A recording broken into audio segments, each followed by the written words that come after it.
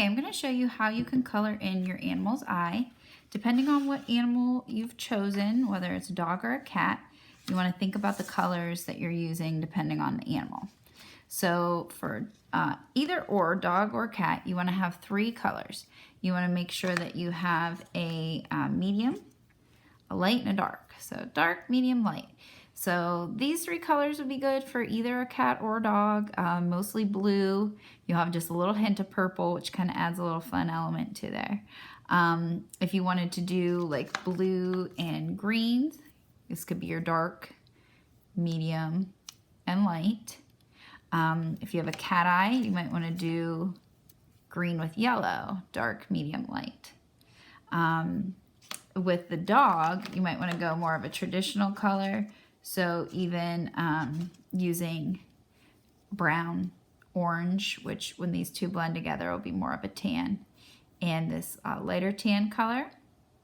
Or my favorite combination for the dog is this one here, which is black, brown, which will mix together to make a dark brown, and then the tan. So that's what I'm going to show you right now. So I'm going to go ahead with my darkest color. So no matter what color combination you pick, with the darkest color, you're going to color right up against that India ink line.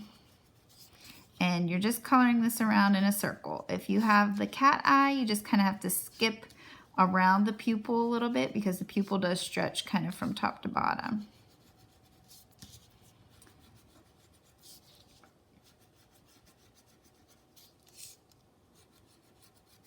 Okay, so now that I've done this, I'm gonna go ahead with the black and just a little bit lighter, not as dark. I'm gonna start to color in kind of towards the pupil.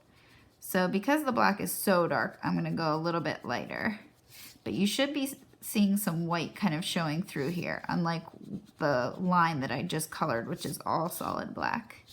This has a little bit more of some lines to it. So coloring towards the pupil. So now I'm going to switch to my brown, and when I switch to the brown, I'm going to make sure I go over those lines. So I'm going to kind of mix in, and I'm going over top a little bit too of that dark black outline, and I'm coloring towards the center, towards the pupil. And you'll have parts where it gets kind of close to the pupil, but this should be blending that black and brown together, giving you more of a darker brown. And then after you finish this, you're gonna go in with that lighter color right around the pupil, and then we might come back to this dark brown to do a little bit more blending. So now this lightest color goes around the pupil. You'll see like my pupil has a little bit more space between the pupil and the top of the iris on this side. And then you see it gets a little snug down here. And that's okay. So I'm just coloring kind of around in a circle. And now what I'll do is I'm going to come out with this lighter color.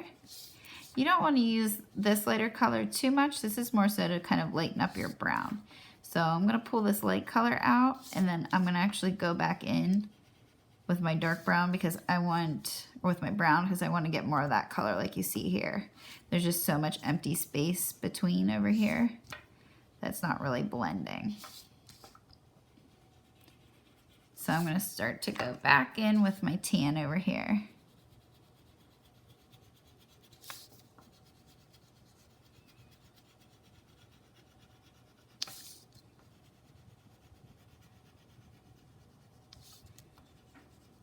And then I'm going to kind of just work back and forth until it's nicely blended.